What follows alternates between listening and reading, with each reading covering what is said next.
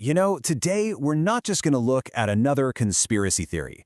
We're going to put one on the operating table. We're going to deconstruct what you could call a superconspiracy, one of these modern mythologies that claims to explain literally everything, so we can really understand how a worldview this massive actually gets built. Okay, let's just start with the core claim, right? The absolutely startling idea at the heart of David Icke's entire universe. Now, this sounds like something straight out of a sci-fi movie, but for a huge number of people, this single sentence is the key to unlocking the hidden history of our entire planet. So the real puzzle for us today is, how on earth do you get here? So, how does a worldview this huge even begin? Well, in this case, it really starts with one man. And to get the theory, you first have to understand his journey, because believe me, before the interdimensional lizards, David Icke was someone you would never, ever expect. I mean, just look at this timeline.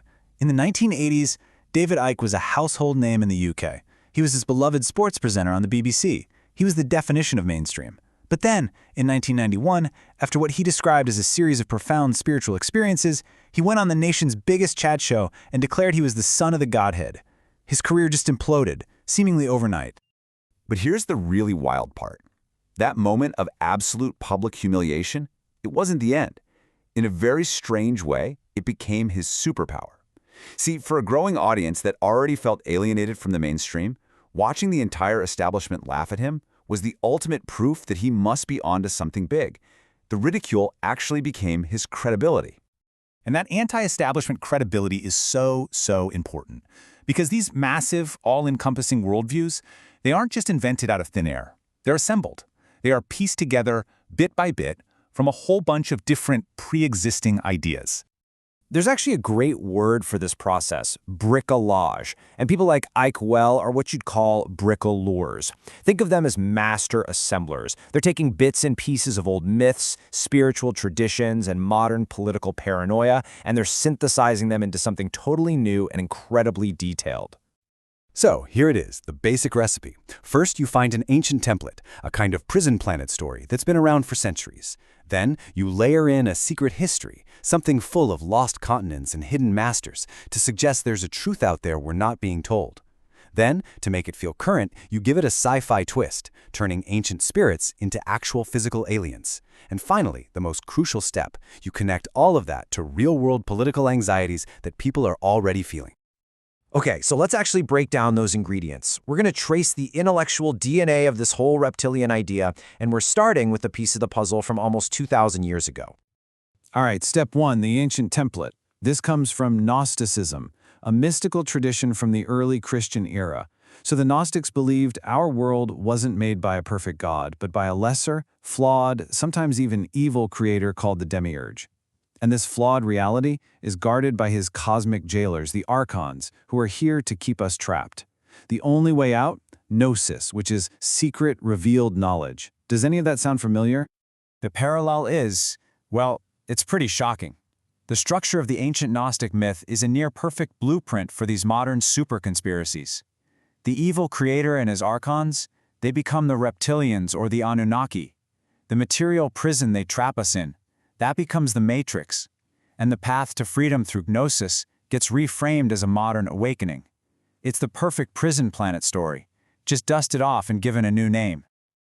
Now for step two, you got to add a secret history. For this, the recipe borrows heavily from the late 19th century and a woman named Helena Blavatsky, who founded Theosophy. She wrote about a hidden history of humanity, of root races and lost continents like Lemuria and Atlantis, all secretly guided by a group of spiritual masters. This really introduces that key idea of hidden controllers working behind the scenes of history. Okay, step three, the sci-fi twist. This was the game-changing move made by Zecharia Sitchin in the 1970s. He took ancient Sumerian myths and said, hey, these aren't stories about gods, they're historical records of actual biological aliens. He called them the Anunnaki, and he claimed they came to Earth to mine gold and genetically engineered humans to be their slave race. This was crucial. It made ancient myths sound plausible to a modern scientific mindset. And the final ingredient connects all this deep lore to politics today. This part of the recipe was really perfected by Milton William Cooper back in 1991. He took all the existing paranoia about a political New World Order and straight up merged it with an alien agenda. In his story, the government isn't just covering up UFOs, it's actively working with evil aliens against the people. It's a traitorous enemy. And that right there is the blueprint for almost every superconspiracy that follows. So, what happens when you mix all of these ingredients together? Well, you get a worldview that's almost impossible to argue with from the inside. It builds this kind of intellectual fortress, a system of logic that's perfectly sealed against any and all attacks. The experts call this a closed, self-validating logical loop.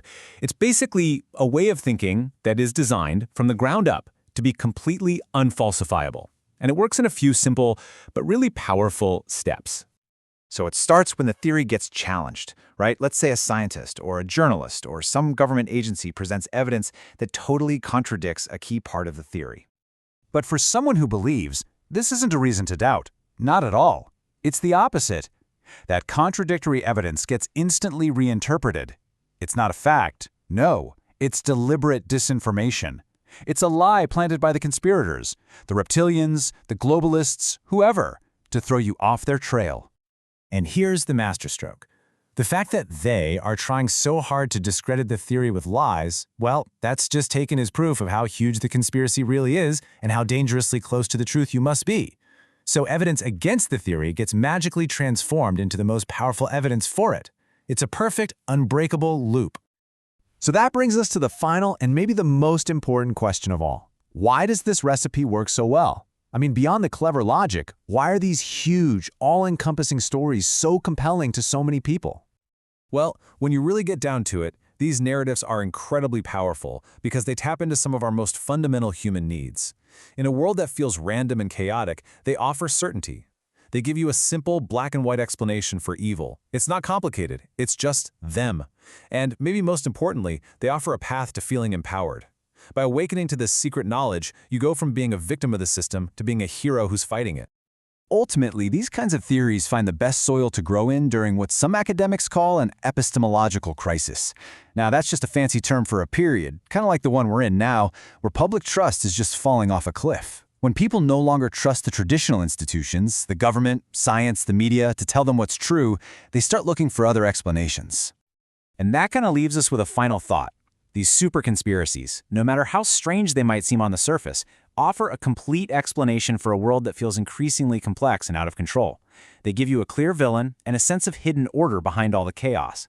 And that brings us to a question we all kind of have to ask ourselves. As our shared sense of reality seems to fracture more and more, what kinds of stories are we all going to choose to believe in to make sense of the world?